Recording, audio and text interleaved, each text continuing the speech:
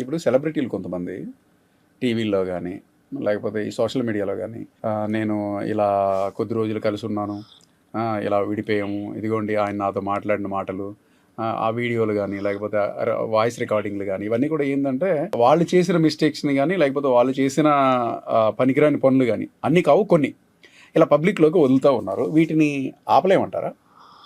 ఎలా ఆపొచ్చు? ఇప్పుడు జనరల్గా అంటే దీనివల్ల నెగిటివ్ వెళ్తుంది కాబట్టి. అదే జనరల్గా ఏంటంటే ఇప్పుడు నువ్వు అనే డైరెక్ట్ క్వశ్చన్ ఏంటంటే ఈ మధ్య కాలంలో జరుగుతున్న ఇష్యూస్ ఏవైతే ఉన్నాయో జనరల్గా రాజధాని ఇష్యూస్ కావచ్చు, తర్వాత ఇతర ఇంకా అనేక వేరే ఎనీ సెన్సేషనల్ కేసెస్ కానీ, సెన్సేషనల్ అంటే సెలబ్రిటీస్ కానీ వీళ్ళు టీవీలలో కూర్చొని ముచ్చట్లు పెట్టడం, దానికి సంబంధించిన ఆధారాలను లీక్ చేయడము, తర్వాత వాళ్ళ ఫోటోలు పెట్టడము, లేకపోతే సాక్ష్యాలు పెట్టడము అనేది చేస్తున్నారు కదా.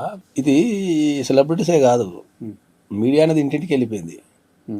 సామాన్య వ్యక్తులు కూడా మాట్లాడితే మీడియాకి పోతాం, మేము మీడియా సంగతి చెప్తాం, నీ ముంగట కెమెరాలు పెడతాం, జర్నలిస్టు పిలుస్తాం అనేది ధోరణి చాలా మంది నిండిపోయింది. రెండోది ఏంటి అంటే ఇప్పుడు నేను ఈ మీడియా ట్రయల్స్ అంటాం, జనరల్ భాషలో ఏంటంటే మీడియా ట్రయల్స్ అంటాం. అంటే మీడియానే మొత్తం ట్రయల్ చేసేసి శిక్షలు వేసేస్తుంది అన్నట్టు అందరికీ. ఎవరు తప్పు చేసిండు, ఎవరు తప్పు చేయలే అని చెప్పేసి సాక్ష్యం ఏంది, ఆ సాక్ష్యం ఏంది అని జడ్జిమెంట్ వీళ్ళు ఇస్తూనే ఉంటారు. ఓకే, నేను ఏమంటా అంటే ఏంటంటే ఇప్పుడున్న ఆధునిక టెక్నాలజీలో పర్సనల్ ఇష్యూలో గొడవలైనా కూడా మీడియాకి ఎక్కువ కూర్చుంటున్నారు. కూర్చొని వాళ్ళు మంచిగా ఉన్నప్పుడు కానీ లేకపోతే ఏదైనా జరిగినప్పుడు కానీ ప్రతిదీ రికార్డింగ్ చేసి వదిలేస్తున్నారు. ఓకే, ఈ వదిలేయటం వల్ల ఏమవుతుందంటే ఏంటంటే దీన్ని ఆపలేమా అనే ఒక క్వశ్చన్. ఈ ప్రపంచంలో ప్రతి పనికి చట్టం ఉంది. ఏ చట్టం లేకుండా మనం 10 seconds కూడా బతకలేం. పొద్దుగల లేచిన కాంచి రాత్రి పడుకునేంత వరకు మధ్యలో పడుకుంటూ కూడా చట్టం ఉన్నది. సో అట్లనే ఈ ప్రపంచంలో ఏ వ్యక్తి అయినా సరే, ఏ వ్యక్తి అయినా అతని ఇమేజ్కి డ్యామేజ్ కలుగుతుంది అనుకున్నప్పుడు కానీ, అతన్ని ఎవరైనా ఇబ్బంది పెడుతున్నారు అనుకున్నప్పుడు కానీ, అతనికి ఇతరులు చేసే చర్యల వల్ల ఏమైనా లాస్ అవుతున్నది అంటే ఫైనాన్షియల్ లాస్ కావచ్చు, లేకపోతే సోషల్ లాస్ అంటే ఇమేజ్ డ్యామేజ్ కావచ్చు అనుకున్నప్పుడు, లేకపోతే పలాని వ్యక్తి నా మీద ఏ మీడియా ఛానల్కి కానీ లేకపోతే ఏ ప్రెస్ మీట్ కానీ లేకపోతే ఎక్కడ వాట్సాప్ గ్రూప్లో కూడా నా గురించి మాట్లాడద్దు అనుకున్నప్పుడు కోర్టుకు వెళ్ళి మనం ఇంజంక్షన్ ఆర్డర్ తెచ్చుకోవచ్చు. కోర్టులో తెచ్చుకోవచ్చు ఇంజంక్షన్ ఆర్డర్ ముందుగానే తెచ్చుకోవచ్చు. ఓకే, అంటే ఇది బ్లాస్ట్ అవుతుందని తెచ్చుకోవచ్చు పోయి డైరెక్ట్. నేను స్వయంగా తెచ్చిన ఇంజక్షన్ ఆర్డర్ ఉంది. One of the top most కేసులో పలానా వ్యక్తి ఈ మీటింగ్ పెట్టే అవకాశం ఉంది, ఆ మీటింగ్ పెట్టడం వల్ల నా ఇమేజ్ డ్యామేజ్ అవుతుంది కాబట్టి మీటింగ్ పెట్టద్దని, పలానా వ్యక్తి దేశంలో ఉన్న ఏ శాటిలైట్ ఛానల్ కానీ, ఏ వెబ్ ఛానల్స్ కానీ, ఏ మీడియా కానీ, ఈవెన్ ఇంక్లూడ్ రేడియో జాకీల దగ్గర కూడా ఎక్కడ కూడా ఈవెన్ ఒక 4 ఘర్షణ దగ్గర కూడా నా గురించి మాట్లాడద్దని చెప్పి ఆర్డర్ తెచ్చిన రోజు. అంటే ఆ వ్యక్తి నా గురించి ఎక్కడ కూడా మాట్లాడద్దు, మాట్లాడే అర్హత వాళ్ళకి లేదు. వాళ్ళకి ఏమైనా నా వల్ల ఇబ్బంది ఎదురైతే పోయి ఈ దేశంలో కొన్ని వందల ఫోరమ్స్ అంటే కోర్ట్స్ అని, పోలీస్ స్టేషన్స్ అని, కన్జ్యూమర్ కోర్ట్ అని ఇట్లా రకరకాలు ఉన్నాయి కదా, పోయి అక్కడ కేసు వేసుకోమను, నేను అక్కడికి వచ్చి ఆన్సర్ చెప్పుకుంటా. ఈ ఆర్డర్ తెచ్చుకోవచ్చు ప్రతి వ్యక్తి. సో ఇప్పుడు రాజస్థాన్ ఇష్యూ ఉందనుకో, ఇప్పుడు రాజస్థాన్కి ఆల్రెడీ ఒక ఐడియా ఉంది ఏంది, ఇది ఎప్పుడొకప్పుడు బ్లాస్ట్ అయ్యిద్దని. ఓకే, ఇది ఎప్పుడప్పుడు బ్లాస్ట్ అయ్యి మా మీడియాకి అవకాశం ఉంది అనుకున్నప్పుడు ముందే పోయి ఆర్డర్ అప్లై చేసేసుకుంటే ఆమె ఎక్కడ ఇంటర్వ్యూ చేయడానికి లేదు, ఎక్కడ మా పబ్లిక్లో మాట్లాడడానికి లేదు, వాట్సాప్ గ్రూప్లలో మాట్లాడడానికి లేదు, ప్రెస్ మీట్ పెట్టడానికి లేదు. డైరెక్ట్ పోయి ఆమె పోలీసులు కంప్లైంట్ ఇచ్చుకోవాలా, పోలీసులు అరెస్ట్ చేస్తారా, జైలు వేస్తారా, లేకపోతే ఆయన బెయిల్ తెచ్చుకుంటాడా, అది కోర్ట్ ప్రాసెస్. ఇది లేటెస్ట్ జనరేషన్. ఇప్పుడు ఒకవేళ మాట్లాడారు అనుకోండి, కంటెంట్ ఆఫ్ కోర్ట్ మాట్లాడే ఇప్పుడు కోర్ట్ ఆర్డర్ ఇచ్చిన తర్వాత కోర్ట్ ఆర్డర్ పరిస్థితి కంటెంట్ ఆఫ్ కోర్ట్ జైలుకే రివర్స్. నేను తెచ్చిన ఆర్డర్ అది. సో అది చాలా సింపుల్ ఇష్యూ కదా, దానికి ఇంత రద్దాంతం చేసి తెల్లవార్లు డిబేట్లు పెట్టి దాన్ని రకరకాలుగా చిత్రీకరించి ఇద్దరు డ్యామేజ్. మళ్ళీ అక్కడ ఈ అమ్మాయికి ఫ్యూచర్ లో కష్టం, ఆ అబ్బాయికి ఇంకా ఎవరికైనా ఏం డ్యామేజ్ అయినా కూడా అది నేను ఏమంటా అంటే ఎనీ ఇష్యూ 2 రకాలు ఉంటుంది. ఒకటి public issue, 2 personal issue. Relationship is always personal issue అంట నేను, ఇట్స్ నాట్ ఏ పబ్లిక్. ఎందుకంటే మీరు రిలేషన్లోకి ఎంటర్ అయినప్పుడు పబ్లిక్ లేరు, మీరు ప్రేమించుకున్నప్పుడు పబ్లిక్ లేరు, మీరు కొట్లాడుకున్నప్పుడు పబ్లిక్ లేరు, మీరు విడిపోయినప్పుడు పబ్లిక్ లేరు. పెయిన్ ఉండొచ్చు, అది ఒక్కరికి ఉండొచ్చు, పెయిన్ ఇద్దరికి ఉండొచ్చు, లేకపోతే ఇంకోళ్ళు చీట్ చేసి ఉండొచ్చు, చేయకుండా పోవచ్చు. నువ్వు మీడియా ట్రయల్స్ చేయడం ద్వారా నీకు కలిగే లాభం ఏముంది అంటే నేను ఫైనల్ మాట్లాడను. తాత్కాలికంగా ఏమన్నా నువ్వు ఉపశమనం మూలమేమంటే ఈగో సాటిస్ఫాక్షన్ కానీ లేకపోతే కెరియర్ దెబ్బ తీయడాలు కానీ అమ్మాయి అయినా అబ్బాయి అయినా అట్లాంటివి చేస్తావు తప్ప లాంగ్ రన్లో ఎక్కడుంది అది? అప్పటికే అది తర్వాత ఇదంతా మళ్ళీ కోర్టుకి వెళ్ళాలా, కోర్టులో ప్రూవ్ చేసుకోవాలా, కోర్టు అన్ని పరిశీలించిన తర్వాత కొన్ని అన్ని ఎవిడెన్స్ పరిశీలించిన తర్వాత కోర్టు విల్ డిసైడ్. సో నిన్ను ఈ అవకాశం నువ్వు కోర్టుకి వెళ్ళి ఒక ఇంజక్షన్ ఆర్డర్ తెచ్చుకోగలిగి అంటే ఒక వ్యక్తిని నా గురించి మాట్లాడకుండా ఎక్కడ మాట్లాడకుండా ఇంటర్వ్యూ ఇవ్వకుండా పబ్లిక్లో మాట్లాడకుండా వాట్సాప్ గ్రూప్ ఫ్యామిలీ గ్రూప్లలో కూడా మాట్లాడకుండా కూడా ఇంజక్షన్ ఆర్డర్ తెచ్చుకోవచ్చు. అంటే ఇప్పుడు ఫర్ ఎగ్జాంపుల్ మనం కోర్టుకి వెళ్ళి తెచ్చుకుంటే వాళ్ళకి పాస్ చేస్తారా సార్? అది కోర్టు ఇమ్మీడియట్గా ఆపోజిట్ పార్టీకి ఇంజక్షన్ ఆర్డర్ ఇస్తూ సేమ్ డే నోటీస్ ఇస్తుంది. ఓకే బాబు నువ్వు ఆపేసేయి, మొత్తం ఈ వ్యక్తి గురించి నువ్వు ఎక్కడ మాట్లాడదు, నువ్వు ఎక్కడ మాట్లాడినా కథం. ఇంత బ్యూటిఫుల్ ఆర్డర్ పెట్టుకొని ప్రతి వ్యక్తి జీవితంలో ఏదైనా జరుగుతుంది అన్నప్పుడు కోర్టుకి వెళ్ళి మంచిగా ఇంజక్షన్ ఆర్డర్ తీసుకుంటే కథమే అయిపోయాయి. ఇంకా మీ మీడియాకు మసాలా దొరకదు. అది మ్యాటర్. మీ మీడియాకు మసాలా దొరకదు. నేను అదే అనిపించింది నాకు. ఎందుకంటే నేను స్వయంగా నేను తెచ్చిన 2 ఆర్డర్లు తెచ్చిన అట్లా 2 ఆర్డర్లు తెచ్చాను నేను పెద్దోళ్ళకే.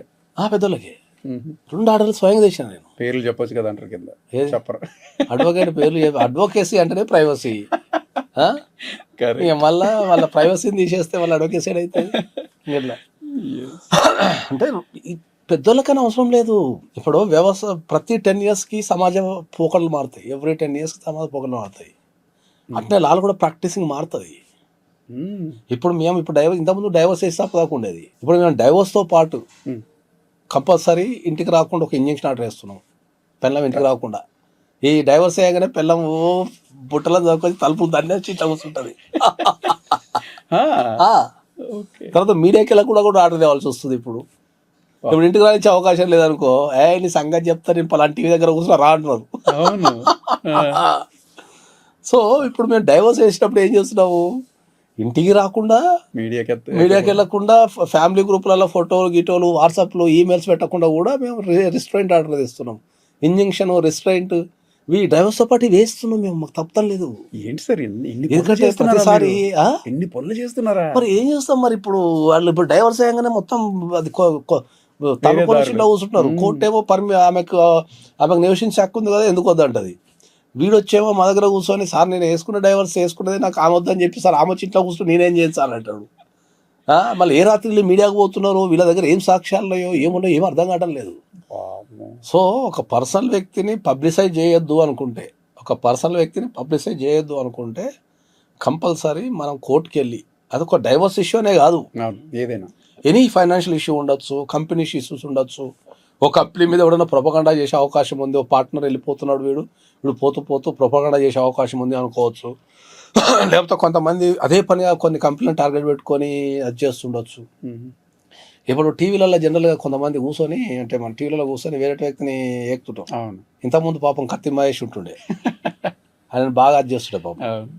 ఓకే, అట్లాంటి సందర్భాలలో మనం వెళ్ళి ఇంజక్షన్ ఆర్డర్ తెచ్చుకోవచ్చు. నా గురించి ఎవరు మాట్లాడలేదు రాబాయ్, సార్ అది మొత్తం తెచ్చుకోవచ్చు. అది ఎన్ని రోజులకైనా తెచ్చుకోవచ్చు. అది అంటే మెన్షన్ చేస్తారు, అది లైఫ్ టైం వస్తుంది. ఆ కేసు డిస్పోజ్ అయినప్పుడు మొత్తం ఇచ్చే అవకాశం ఉంటుంది. సో పలానా వ్యక్తులను ఇబ్బంది పెట్టే అవకాశం ఉంది అనుకున్నప్పుడు మంచిగా బాజాబ్తో కోర్టుకి వెళ్ళి ఒక ఇంజక్షన్ ఆర్డర్ చేసుకుంటే అయిపోతుంది. నా గురించి ఎవరు మాట్లాడడానికి లేదని, నా వల్ల ఎవరికైనా ఇబ్బంది కలిగితే వాడు డైరెక్ట్ పోయి కేసు పెట్టుకోవాలి అంతే. The court will decide. నేను తప్పు చేసినా ఒప్పు చేసినా నేను కోర్టులో రూపించుకుంటా, కానీ నా మీద నువ్వు పబ్లిక్లో మాట్లాడే కారణం లేదు. నా స్వేచ్ఛకు నా దానికి నువ్వు భంగం కలిచే లేదు. నువ్వు ఉంటేనే కూర్చొని ఫాల్స్ అలిగేషన్ వేసి నీ దగ్గర సాక్షి అంటే కోర్టులో సబ్మిట్ చేయి. కోర్టులో వేసిన శిక్ష అయ్యి ఉరిది నన్ను కోర్టులో ఉరిది నన్ను ఏడి మాట్లాడితే టీవీలలోకి పోయి మీడియాలో పోయి కూర్చొని రాళ్ళు వేసుకుంటా కూర్చుంటే ఏమొస్తుంది? ఏం రాదు. ఫైనల్గా డిసైడ్ చేసిందే కోర్టు. ఫైనల్గా అక్కడికి వెళ్ళాలి, మళ్ళీ ఏరికైనా మళ్ళీ ఆడికి వెళ్ళాలి. అంతే, ఆడికి వెళ్ళి ఒప్పుకోలేక ఈడ కూర్చుంటారు అందరు. ఆడ కొద్దిగా లేట్ అవుతుంది కదా, ఆడ లేట్ అవుతుంది కాబట్టి అది ఆగదు వీళ్ళకి. ఆ లేట్ అయ్యేలోపు ప్రపంచానికి చెప్పారు ఆ స్టోరీ అంతా. ఇద్దరు డ్యామేజ్ అయిపోవాలి. ఇద్దరు అవుతుంది. అది పర్సనల్ విషయాలని మనం ఎప్పుడు గౌరవించాలి. అంటే నేను అది పబ్లిసైజ్ చేయడం ద్వారా నువ్వు మానసికంగా తాత్కాలికంగా ఆనందాన్ని పొందుతావేమో తప్ప ఓవర్ ద పీరియడ్లో నువ్వు దాన్ని మైలేజ్ తెచ్చుకోలేవు. ఆ ఇష్యూస్కి జనాలకు తెలియని విషయం ఏంటి అంటే, ఏ విషయమైనా కూడా ఎంత పెద్ద విషయం కానీ సార్ అది ఆ తాత్కాలికం పీరియడ్ వరకే గుర్తుంటుంది. సెన్సేషనల్ కేసులు నా దగ్గర కొన్ని వందలు ఉన్నాయి. అవి వచ్చినప్పుడు సెన్సేషనల్, ఇప్పుడు ఎవరికి తెలం కూడా తెలియదు. ఆ సెన్సేషన్ చేసినవాడు వచ్చి మా ఆఫీసులో ఉంటే పక్కన గుర్తుపట్టాడని అప్పుడు చూసింటాడు. అప్పుడు తెల్లవాళ్ళు చూసింటాడు టీవీలో. వీడే మర్చిపోతాడు, వీడు ఎవడో గుర్తుండదు, మొక్క కూడా గుర్తుండదు. ఆ ఒక్క 1 వీక్ వేస్తారు అంతే అని ముఖము, లేకపోతే వాళ్ళ ముఖాలు ఏమో ఆ స్టోరీ ఒక 1 వీక్ 10 days ఇక కంటిన్యూస్ కాదు, ఒక 4 రోజులు వేస్తారు. ఇలా కొత్త స్టోరీ వస్తే పాత మర్చిపోతారు. అంతే అంతే. కాలానుకున్న మంచి గుణం ఏంటంటే మరుపు. అర్థమైందా? మర్చిపోవడం. సో ఆ కాలానుకున్న మంచి గుణం మరుపు కాబట్టి ఇది మర్చిపోతుంటారు. ఎవడు ఇంకో 10 years తర్వాత రాస్తారని విషయాన్ని ఎవరు పట్టించుకుంటారు? అంతే. 10 years ఏంటి సార్, 2 years 10 months చాలు. 10 months 1 చాలు. yearలో అయిపోతుంది. అంటే ఇది మెన్షన్ చేయకూడదేమో కానీ శ్రీరెడ్డి కన్నా సెన్సేషన్ ఎవరైనా చేశారా?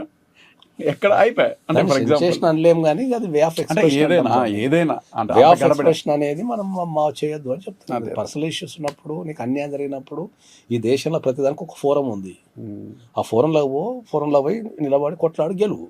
అంతే. లేదు అనుకో, నీకు ఎవడన్నా పోతున్నారు మన మీద అనుకుంటే పోయి కోర్టుగా ఆర్డర్ తెచ్చుకో. తెలివైన పని అది, సింపుల్ పని అది. ఆర్డర్ తెచ్చుకొని బాగా చెప్తే ఇంట్లో పెట్టుకో కదా, ఎవరు వెళ్ళిపోరు ఇంకా.